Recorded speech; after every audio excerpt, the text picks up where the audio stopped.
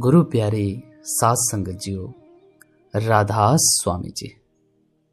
गुरु प्यारी साध संगत जियो, आज का ये जो सत्संग है ये स्वामी जी महाराज की वाणी में से लिया जा रहा है। आज के इस सत्संग में स्वामी जी महाराज ने इतने साफ साफ वचनों में स्पष्ट कर दिया है कि प्यारे, तेरा 84 का चक्कर ऐसे खत्म नहीं होगा जब तक तू सच्चे सतपुरुष की शरण नहीं लेगा।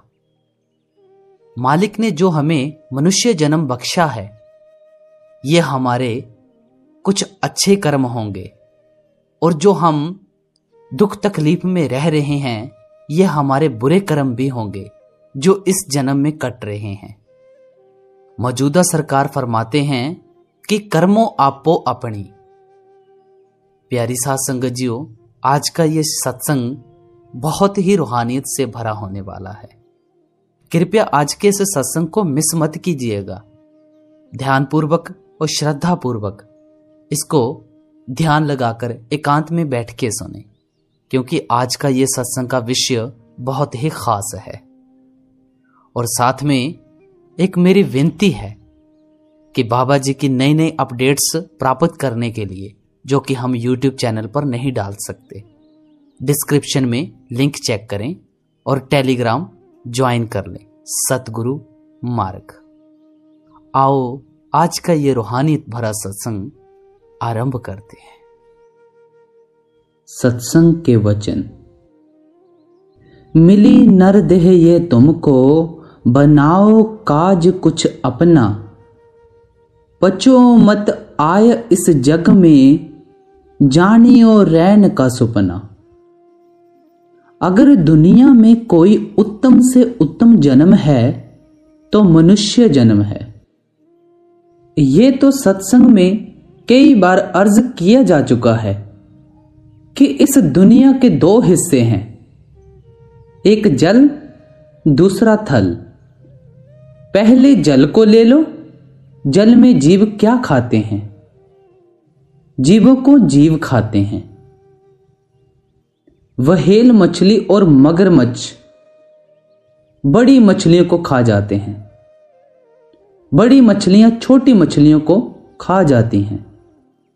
अब थल की ओर आ जाओ।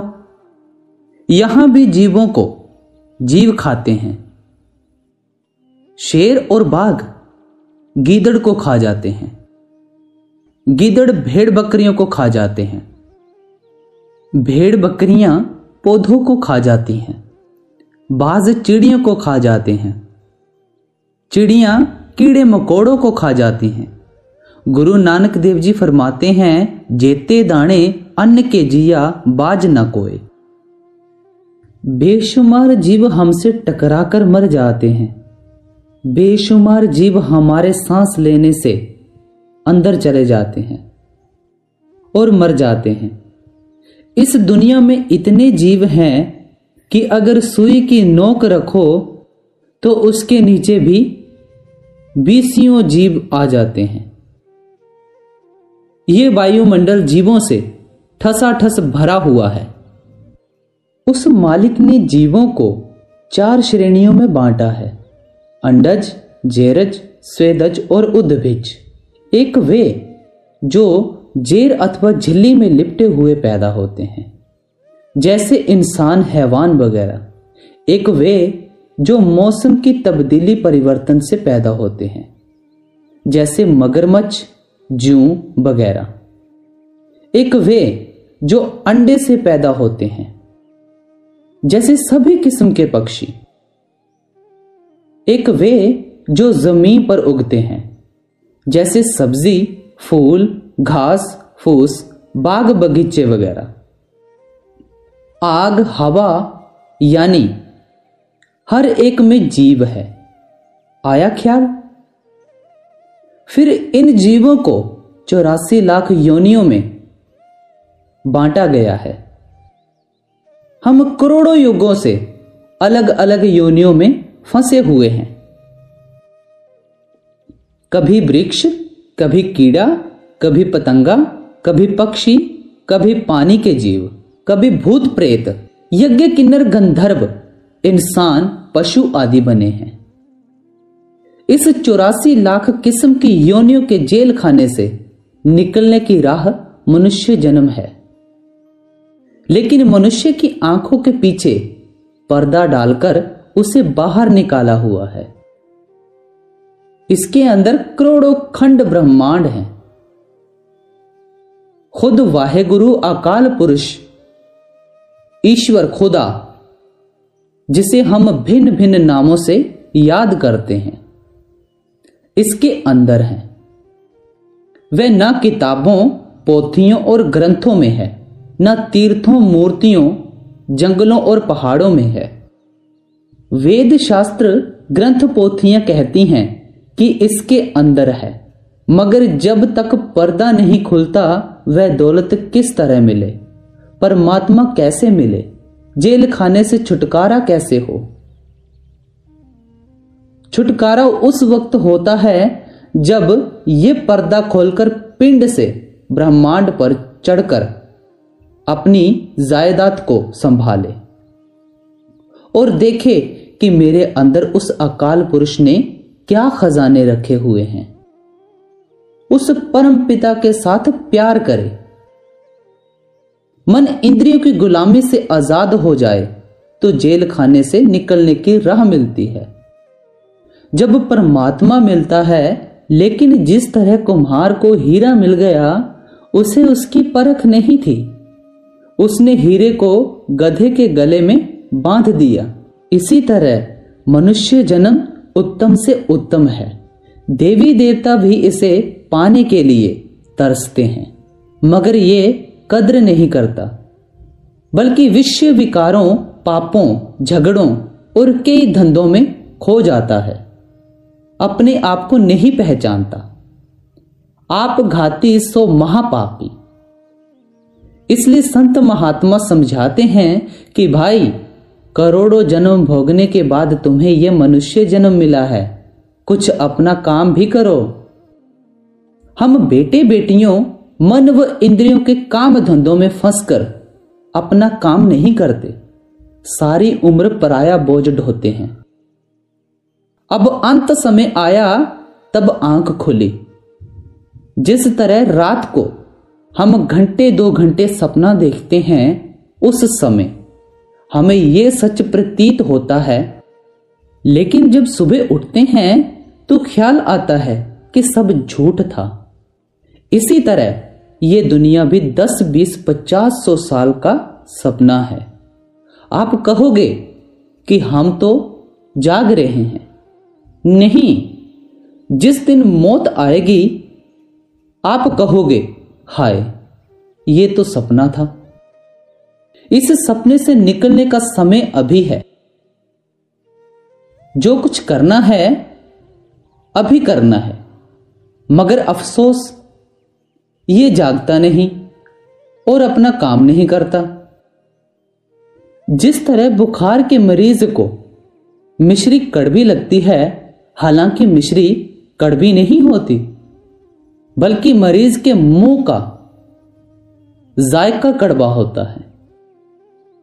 बीमार को अच्छे भोजन दो, वह कहता है कि परे हटाओ।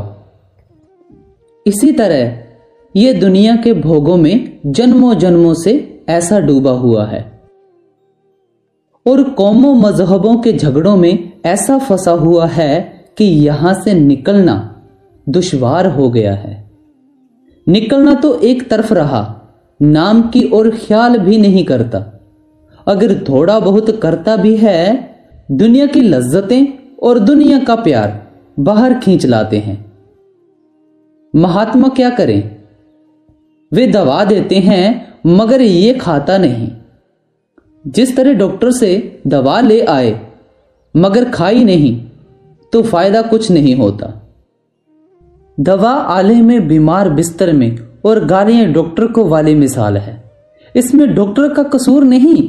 इसी तरह जब तक इसका मन अपनी गलतियों को नहीं देखेगा, ये कामयाब नहीं होगा। आगे गुरु साहिब क्या फरमा रहे हैं? देह और गृह सब झूठा, भर्म में काहे को खपना। कहते हैं कि ये घर बार हमारे नहीं हैं, यह शरीर हमारा नहीं बल्कि किराए का मकान है, काल का चोला है। सारे ऋषि मुनियों बुजुर्गों ने यही छोड़ दिया और हमें भी यही छोड़ना है। मगर जब तक हम इस मकान यानी शरीर में हैं, हमें इससे फायदा उठाना चाहिए। हम भ्रम में फंसे हुए हैं। बाल बच्चे, कौम, मजहब सब भ्रम हैं। हम अपना कुछ नहीं करते बल्कि सारी उम्र पराया बोझ ढोते रहते हैं। आप सोचो, साथ जाने वाली कौन सी चीज है? क्या साथ लेकर जाते हो?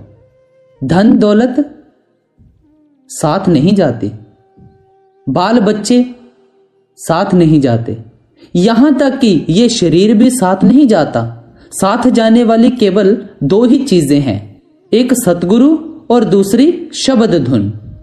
लेकिन हमारा दोनों के साथ प्यार नहीं, फिर संभाले कौन? गुरु साहिब आगे क्या फरमा रहे हैं? जीव सब लोभ में भूले, काल से कोई नहीं बचना।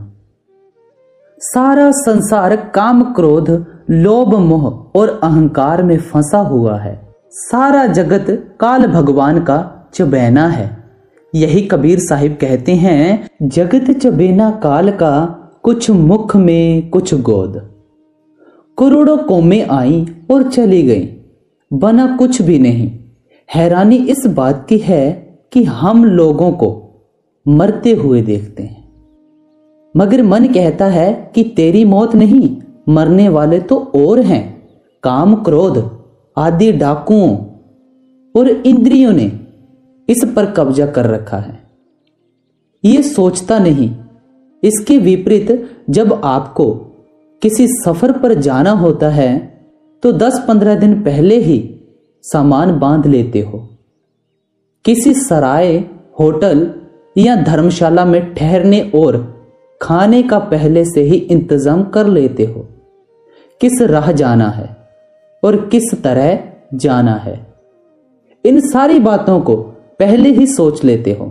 लेकिन कभी किसी ने यह सोचा है कि इस घर यानी शरीर को छोड़कर आगे कहां जाना है और किस तरह जाना है, किस राह जाना है और रास्ते के लिए तोशा यानी सामान क्या ले जाना है? मन माया की गफलत और इंद्रियों के नशे में अकल मारी गई है। आगे गुरु साहिब क्या फरमा रहे हैं? तृष्णा अग्नि जग जारा, पड़ा जब जीव को तपना। आशा तृष्णा ने सारे जगत को कैद कर रखा है। सारा संसार आशा और तृष्णा की आग में जल रहा है।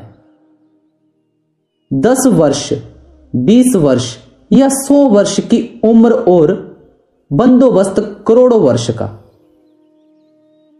आगे गुरु साहिब क्या फरमा रहे हैं? नहीं कोई राह बचने की, जले सब नरक की अगिना।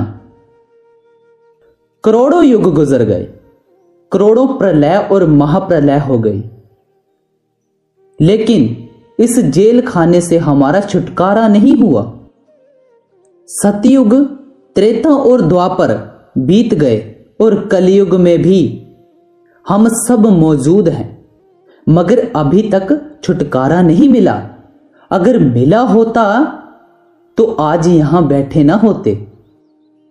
हां, छुटकारे की राह ढूंढते हैं। गुरु अर्जुन देव जी फरमाते हैं, कई जन्म पए कीट पतंगा, कई जन्म गज मीन कुरंगा, कई जन्म पंखी सर्प होयो, कई जन्म हैवर वृक्ष जोयो। मिल जगदीश मिलन की बरिया, चिरंकाल एह देह संजरिया। ये करोड़ों जन्म से, बेशुमार युगों से कीड़े पतंगे, हाथी मछली, हिरण पक्षी, सांप घोड़े, पेड़ आदि बनता आ रहा है और 84 लाख योनियां भोग रहा है। अब बड़े ऊंचे भाग्य से मनुष्य का जन्म मिला है। इसे चाहिए कि निकलने का कोई उपाय करे और जो खजाना है उसे निकाले। वेद शास्त्र, ग्रंथ, पोथियां और अन्य किताबें रब की महिमा करती हैं, मगर रब किताबों में नहीं है बल्कि हमारे अंदर है। किताबों में उसका जिक्र है। विचार करो, निरंकारी राम रहीम आपके साथ है, वरना किताबों से पूछे कि वे कहां हैं तो वे कहती हैं कि तेरे अंदर है। गुरु अर्जुन देव जी फरमाते हैं, सब किछ घर मह बाहर नाही, बाहर टोले सो परम पुलाई।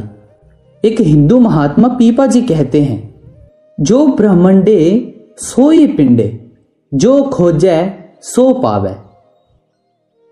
और मुसलमान फकीर कहते हैं कि आलमे सगीर पिंड आलमे कबीर ब्रह्मांड का मॉडल नमूना है। जो जो महात्मा अंदर गए उन सबका एक ही ख्याल है, जब तक पर्दा लगा हुआ है आप अंदर नहीं जा सकते, और जब तक अंदर नहीं जाते जन्म मरण समाप्त नहीं होता। बात तो सिर्फ इतनी है। आगे गुरु साहब क्या फरमा रहे हैं, जलेंगे आग में निस दिन, बहुरी भोगे जन्म मरना। आदमी खोटे पापों और कर्मों से नरकों में जाता और जलता है, फिर नरकों से निकलने के बाद मनुष्य जन्म नहीं मिलता, बल्कि सांप, घास फूस, पशु पक्षी आदि बनने के बाद मनुष्य जन्म की बारी आती है। हां, स्वर्गों से उतरकर मनुष्य जन्म जरूर मिलता है। आप 1 मिनट के लिए 84 लाख योनियों का हिसाब लगाकर देखो। हमारे वेद शास्त्र पूर्ण महात्मा कामिल मुर्शिद कहते हैं कि इन 84 लाख योनियों में भटकने की अवधि का तो अनुमान भी नहीं लगाया जा सकता। ये तो कई युगों में पूरी होती है। अगर 10-10 वर्ष की औसत उम्र का अनुमान लगाएं तो मनुष्य जन्म की बारी आने में 8 करोड़ 40 लाख वर्ष लगते हैं। हालांकि यह अनुमान भी ठीक नहीं है। किसी किसी योनि की उम्र बहुत ज्यादा है। सांपों की उम्र सैकड़ों साल होती है। जंगल के अफसर किसी किसी पेड़ की उम्र 200, 300 वर्ष की बताते हैं। आदमी की उम्र 50 या 60 साल है। अगर करोड़ों वर्ष दुख उठा उठाकर 50 या 60 साल गंदगी की खान भोगी भी तो फिर करोड़ों वर्ष नरकों में काटने पड़े। क्या कोई मंजूर करता है? ये तो इसी तरह है जैसे किसी को सारा दिन आग में और सिर्फ 1 मिनट के लिए पानी में खड़ा कर दिया जाए, कोई मंजूर नहीं करता। पर हम कर रहे हैं, बल्कि ये हमारे साथ बीत रही है। गुरु साहिब आगे क्या फरमा रहे हैं, भटकते वे फिरे खानी, नहीं कुछ ठीक उन लगना। अलग अलग खानियों और योनियों में आत्मा करोड़ों वर्षों तक भटकती रहती है। काल चक्कर से देवी देवता भी नहीं बच सके, क्योंकि ये चक्कर बड़ा भयंकर है। और हम किस गिनती में आते हैं? हम विचार नहीं करते। अगर विचार करें तो रूह कांप उठती है। आगे के गुरु साहिब फरमा रहे हैं, कहूं क्या दुख वह भोगें, कहन में आ नहीं सकना। अब कहते हैं, इसे जो जो दुख 84 लाख योनियों में होता है उसका बयान नहीं हो सकता। आप जरा विचार कर देखो, हजारों गायें रोज कत्ल की जाती हैं। वे चिल्लाती हैं मगर उनकी पुकार कोई नहीं सुनता। वे किसकी अदालत में दावा करें? सुने कौन? लाखों बकरियां मिमियाती रहती हैं और उनके गले काट दिए जाते हैं। मुर्गियों की गर्दन मरोड़ दी जाती है। किसी समय ये भी मनुष्य थी। मुमकिन है आप वे हमसे भी अच्छी रही हों, सेठ साहूकार या बादशाह रही हों, परंतु कर्मों के चक्कर में आकर इस समय मुर्गियां बकरियां बनी हुई हैं। कौन सा मजिस्ट्रेट उनकी फरियाद सुनता है? कोई नहीं। आधी रात को किसान भूखे प्यासे बेज़बान बैलों को हालों में जोत देते हैं। वे थक कर बैठ जाते हैं तो किसान डंडों से मारते हैं। अगर वे फिर भी नहीं उठते तो फिर लोहे की आर चुभाकर उठाते हैं। और कोई कोई बैल तो इतने थक जाते हैं कि आर से भी नहीं उठते। मैंने अपनी आंखों से देखा है कि रस्सी से उनका मुंह बांध देते हैं। जब सांस रुकता है तो उठ जाते हैं। क्या ये सुख है? मैंने पहाड़ों में खुद अपनी आंखों से देखा है। ऊंट लदे हुए जा रहे हैं। चढ़ाई का सफर है। गोरे अंग्रेज सारबान से कहते हैं कि जल्दी करो। सारबान ने एक ऊंट को डंडा मारा। जैसे ही उसका पैर फिसला, कतार की कतार खड्ड में गिर गई और ऊंट मर गए। इस दुनिया में दुख ही दुख है, परंतु हम विचार नहीं करते, बल्कि कहते हैं यह जग मिठा अगला किन डिठा। ये गफलत है, भूल है। अगर हम विचार करें तो बचने का इंतजाम करें, और यहां फिर आए ही क्यों? शराब, कबाब और भोगों ने हमारी बुद्धि भ्रष्ट कर दी है। अगर कुछ सुख है तो मनुष्य जन्म में है, मगर मनुष्य जन्म में आप अंदर झांक कर देखो, सुखी कोई नहीं है। बल्कि किसी को कर्ज का दुख है तो किसी को बीमारी का, किसी को मुकदमे का दुख है, किसी की बेटी विधवा है, किसी की पुत्र वधू विधवा है, किसी को बाल बच्चों का दुख है, किसी को कोई तो किसी को कोई।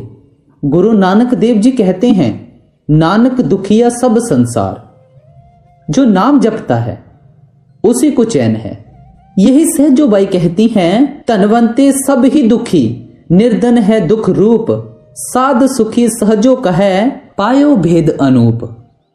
जिसके अंतर में नाम प्रकट हो गया वही सुखी है, उसे ही शांति है। सहजो बाई फिर कहती हैं, ना सुख विद्या के पड़े, ना सुख वाद विवाद, साध सुखी सहजो कहे, लागे सुन समाद। ना आलिम फाजिल सुखी है, ना गुणी ज्ञानी सुखी है, ना वाद विवाद में सुख है, ना कौम मजहबों में। मैंने उपदेशकों को देखा है कि वे दूसरे मजहब की सोसाइटियों या मीटिंगों में जाते हैं। वहां उन्हें बोलने की इजाजत नहीं होती। वे सुन सुनकर लाल पीले होते हैं। हालांकि दुनिया को शांति का उपदेश देते हैं। अगर शांति है तो नाम में है, दुनिया और दुनिया के पदार्थों में सुख नहीं, ब्रह्मांड के राज में भी सुख नहीं। अगर है तो आपके अंदर। आगे गुरु साहिब क्या फरमा रहे हैं, दया कर संत और सतगुरु, बतावे नाम का जपना। वे संत महात्मा कामिल फकीर जो इस जेल खाने से मुक्त हो गए, मालिक से मिल गए, वे हमें इस संसार की अग्नि में जलते हुए देखकर हम पर तरस खाते हैं। उनका दिल दुखी होता है और वे हमारे लिए सचखंड छोड़कर मनुष्य बनकर आते हैं और कहते हैं कि भाई ये देश तुम्हारा देश नहीं, ये कौम तुम्हारी कौम नहीं, तुम्हारा देश सचखंड मकामी हक और तुम्हारी कौम सतनाम है। वहां न जन्म है न मृत्यु है, न दुख है न सुख है। ये उस सतनाम के समुद्र की बूंद है। इसलिए न घर छोड़ने की जरूरत है, न कौम, न मजहब छोड़ने की, और न ही कामकाज छोड़ने की जरूरत है। अगर कौम छोड़ने से सच्चा घर मिल जाए तो हम तैयार हैं। इन कौम बिरादरियों और रिश्तेदारियों ने इसके ऊपर पर्दा डाल रखा है। नहीं तो संतों का उपदेश तो इतना सरल है कि 5 वर्ष के बच्चे से लेकर 100 वर्ष के बूढ़े तक अमल कर सकते हैं। क्या स्त्री क्या पुरुष, सबके लिए साझा है और सबके अंदर है। किसी कौम के होकर अंदर जाओ, नाम सारे संसार के लिए एक ही है। यह ना गुरमुखी है, ना संस्कृति है, ना अरबी और ना फारसी। वहां कोई जबान नहीं तो कोई किताब भी नहीं। वह अकथ कथा और ला बयान है। मालिक से मिलने का ये मार्ग संपूर्ण संसार के लिए एक ही है। कौम और मजहब हमारे नहीं बल्कि मन के बनाए हुए डिजाइन हैं। सोचो, 500 वर्ष पहले सिख नहीं थे, 1600 वर्ष पहले मुसलमान नहीं थे और 2-3 हजार वर्ष पहले बौद्ध नहीं थे। और पीछे चलते जाएं तो आखिर सिर्फ मनुष्य ही मनुष्य रह जाएंगे। ये सब झगड़े मन के पैदा किए हुए हैं। मुसलमानों का कुरान शरीफ एक है, मगर मुसलमानों में बेहतर संप्रदाय हो गए हैं। ये अलग अलग संप्रदाय किसने बनाए हैं? मन ने। गुरु नानक देव जी का ग्रंथ साहिब एक है, परंतु 50 संप्रदाय बन गए हैं। शायद आगे और भी बने। हिंदुओं में संप्रदायों की कोई गिनती ही नहीं है। ईसाइयों के भी 20 से ज्यादा संप्रदाय हैं, परंतु इंजिल एक ही है। इन सबका डिजाइन बनाने वाला मन ही है। अकाल पुरुष एक है, उसकी शिक्षा एक है, मार्ग एक है और वह सबके अंदर है। जब अंदर जाओ, पर्दा खोलो, तब पता लगेगा। वहां ना हिंदू को कोई रियायत है, ना मुसलमान को, ना ईसाई को, ना सिख को। वहां किसी के लिए कोई रियायत नहीं है। कबीर साहिब कहते हैं, जाति पांति पूछे न कोई, हरि कहाँ भजै सो हरि का होई। वहां इश्क और प्रेम का सवाल है। मन व इंद्रियों की गुलामी से आजाद होने का सवाल है। लोग यहां कौम, मजहब, खुद गर्जी, ईर्ष्या, द्वेष आदि की आग में जल रहे हैं। वहां कोई लिहाज नहीं है। किताबें पढ़कर देख लो। जब संत सचखंड से आते हैं, वे सबको एक ही उपदेश देते हैं कि भाई, तुम्हारे अंदर नाम है। आत्मा को 9 द्वारों से निकालकर 10वीं गली में ले आओ और सुरत को शब्द यानी नाम के साथ जोड़ दो। वेद उसे नाद और आकाशवाणी कहते हैं। गुरु नानक देव जी ने आद सच जुगाद सच और गुरबाणी कहा है। एक ही मार्ग और एक ही उपदेश है। सभी संतों का एक ही मिशन है। वह अजपा जाप है और खुद ब खुद जपा जा रहा है। अपनी आत्मा को उसके साथ जोड़ दो। ये 10वीं गली में खुद ब खुद हो रहा है, जिसके साथ आपको जुड़ना है। आगे गुरु साहिब क्या फरमा रहे हैं? ना माने जुक्ति यह उनकी, सूरत और शब्द का गहना। कहते हैं संतों की शिक्षा आसान से आसान है, कुदरती है और युगों युगों से है। वह सनातन से सनातन है, आदि काल से है, अटल है, नेचुरल लॉ है, कुदरती कानून है। जब से दुनिया बनी है तब से है। मगर इतनी आसान युक्ति होते हुए भी दुनिया नहीं मानती। मन इंद्रियों के नशे नाम नहीं लेने देते, खोटे कर्म उधर नहीं जाने देते। कबीर साहिब कहते हैं, कबीर पापी भक्ति ना पावई, हर पूजा ना सुहाए। माखी चंदन पर हरै, जह विगंध तह जाए। खोटे कर्म करने वाली पापी आत्माओं को उनके पाप नाम की ओर नहीं आने देते। जिस प्रकार मक्खी चंदन, कस्तूरी, मुश्कपुर आदि पर नहीं बैठती, बल्कि सारा दिन गंदगी पर भिन्न भिन्न करती है, इसी तरह इसका हाल है। संत महात्मा चाहते हैं कि सबको निकाल लें, मगर ये कहना नहीं मानते। मोरी के कीड़े को बाग की खुशबू का पता नहीं होता। हम दुनिया के भोगों की अग्नि में जले हुए हैं। हमें पता ही नहीं कि अंदर ब्रह्मांड में कितनी शांति है। संत बताते हैं पर हम उनकी बात पर विश्वास नहीं करते। आत्मा भी अंदर है, शब्द भी अंदर है। बाहर से कुछ भी नहीं लाना, सिर्फ सुरत और शब्द का मिलाप करना है। वेद शास्त्र उसी की तारीफ करते हैं। अन्य किताबों में भी यही लिखा हुआ है कि वह आपके अंदर है। कुरान शरीफ का कथन है कि खुदा शहरग सुषुम्ना नाड़ी से नजदीक है। जब तक शहरग में नहीं जाते खुदा नहीं मिलता। भगवत गीता कहती है कि वह अंदर हैं, परंतु हम अंदर नहीं जाते। हम चाहते हैं कि वह बातों से मिल जाए, पर यह बातों का विषय नहीं। आगे गुरु साहिब क्या फरमा रहे हैं? बिना सतगुरु बिना करनी, छूटे नहीं खान का फिरना। सभी ऋषि मुनियों फकीरों का एक ही ख्याल है कि जब तक पूरा गुरु राह ना बताए और ये कमाई ना करे, अंदर पर्दा नहीं खोलता, जन्म मरण समाप्त नहीं होता। सीधा हिसाब है। जब तक जीते जी नहीं मरते, काम नहीं बनता। हम अल्लाह, परमेश्वर आदि लफ्जों को नाम समझते हैं, लफ्ज नाम नहीं। दुनिया लफ्जों में मर गई। लफ्ज सिर्फ रूह को नाम के साथ जोड़ने के लिए है, समझाने बुझाने के लिए है। कई बार अर्ज की है कि गुरु अंगद देव जी फरमाते हैं, अखी वाजो वेखना बिन कन्ना सुनना। नाम आंखों का विषय नहीं है। ये आंखें और कान वहां काम नहीं कर सकते।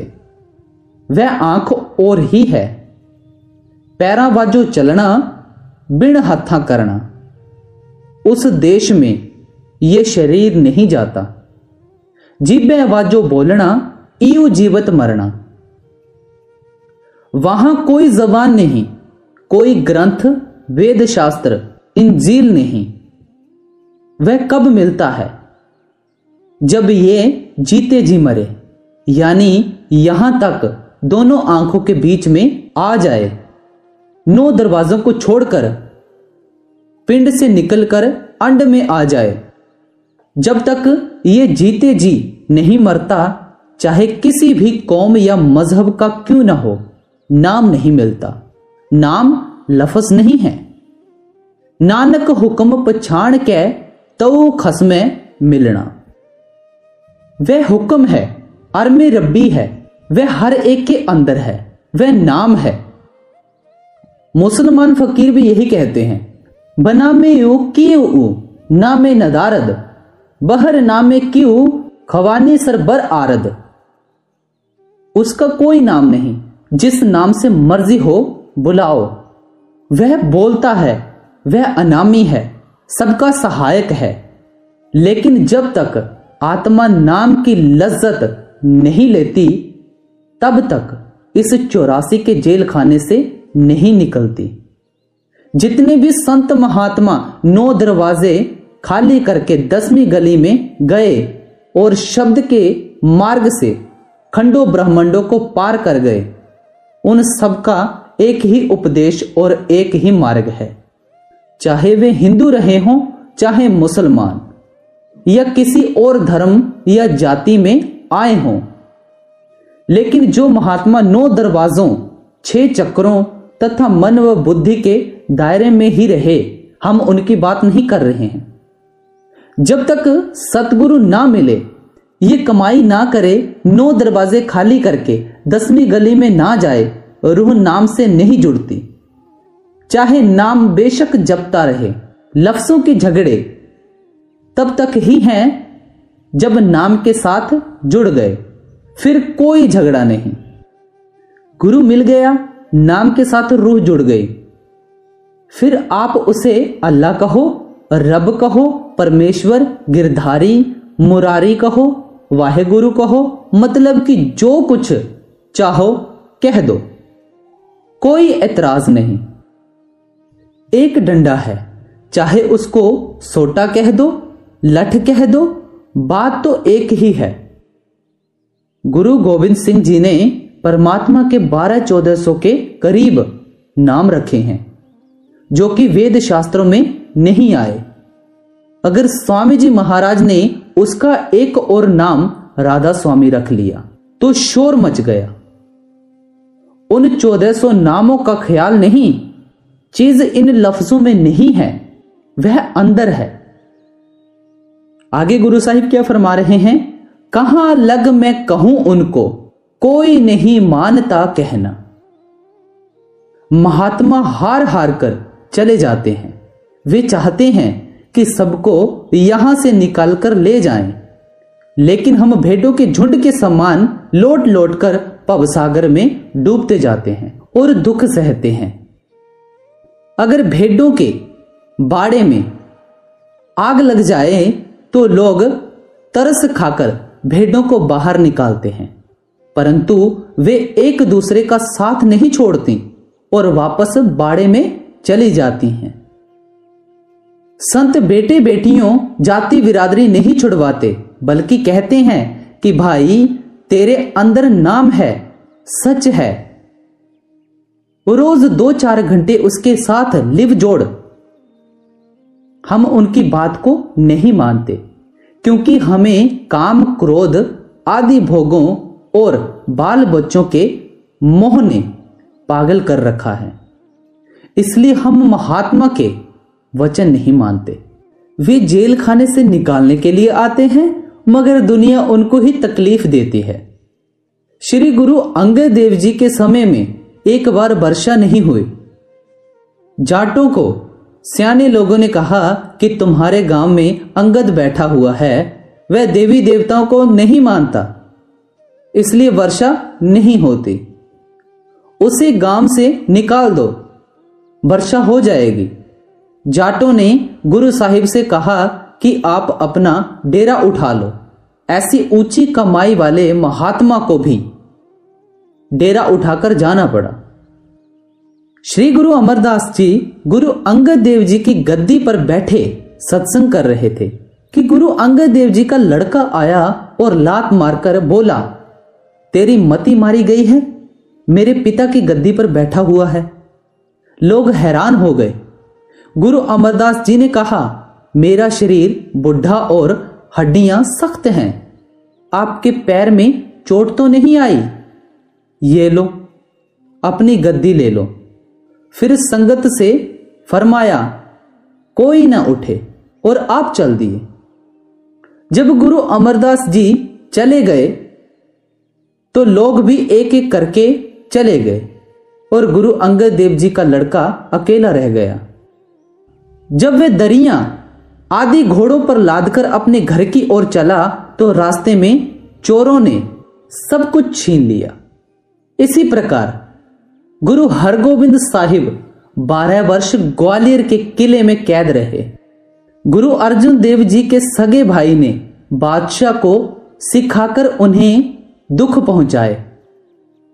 दुनिया जानती है कि गुरु तेग बहादुर जी का शीश दिल्ली में उतारा गया क्योंकि वे मालिक की प्राप्ति के ऊंचे भेद का उपदेश देते थे। वे लोगों को जन्म मरण से छुटकारा दिलाते हैं और लोग उनके दुश्मन बन जाते हैं। हजरत मोहम्मद को मक्का छोड़कर मदीना जाना पड़ा, मंसूर को सूली पर चढ़ना पड़ा, शम्स तबरेज को खाल खिंचवानी पड़ी। किस किस का नाम लो। ये अंग्रेजों के राज की ओर उसके बाद की मेहरबानी है कि हम आजादी से सत्संग करते हैं। अगर पुराने राज जैसा जमाना होता तो हम आजादी से सत्संग भी नहीं कर सकते। महात्मा कह कहकर थक गए, मगर मनुष्य नहीं समझा। जन्म मरण समाप्त नहीं किया, अकाल पुरुष का दर्शन नहीं किया, यही का यही रह गया। आगे गुरु साहिब क्या फरमा रहे हैं? हुए मनमुख फिरे दुख में, वचन गुरु का नहीं माना।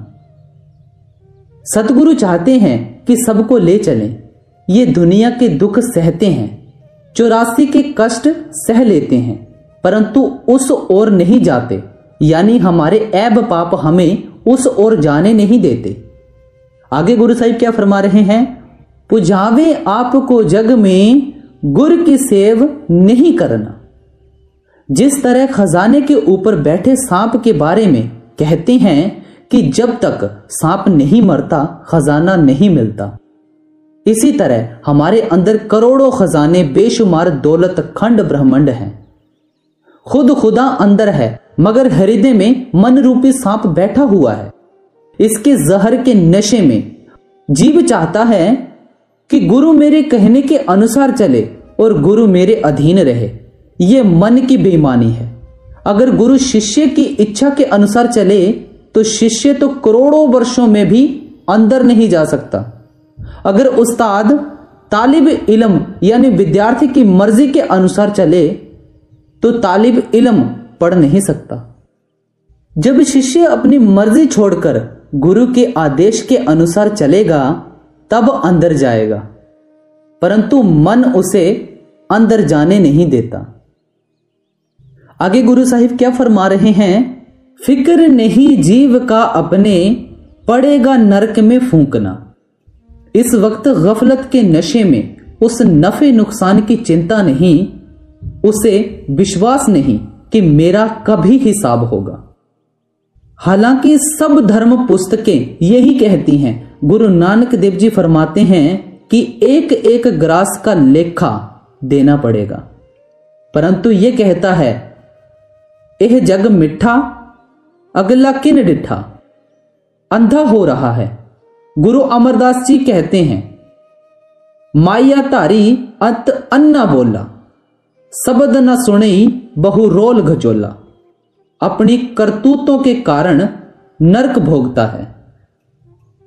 अंत में गुरु साहिब क्या कहते हैं? समझ कर तार लो मन में, कहे राधा स्वामी निज बचना। कहते हैं कि तुम्हारे फायदे की बात कह दी है, समझकर विचार कर लो, नहीं तो तुम्हारी मर्जी। गुरु प्यारी साध संगत जियो, आज का ये रूहानी सत्संग यहां पे समाप्त होता है। ऐसे ही रोजाना सत्संग सुनने के लिए और साखियां, शब्द, संत मत के मतलब जो भी आपको चीज सुनना पसंद है, आप इस चैनल को सब्सक्राइब कर सकते हैं। सब्सक्राइब करने का मतलब ये होता है कि कोई भी वीडियो जब इस चैनल के ऊपर डलेगी आपको सबसे पहले नोटिफिकेशन आएगा, ताकि आप रूहानियत से हमेशा जुड़े रहें। गुरु प्यारे साध संगत जियो, आपको बाबा जी की तरफ से बहुत बहुत प्यार और आशीर्वाद। राधा स्वामी जी।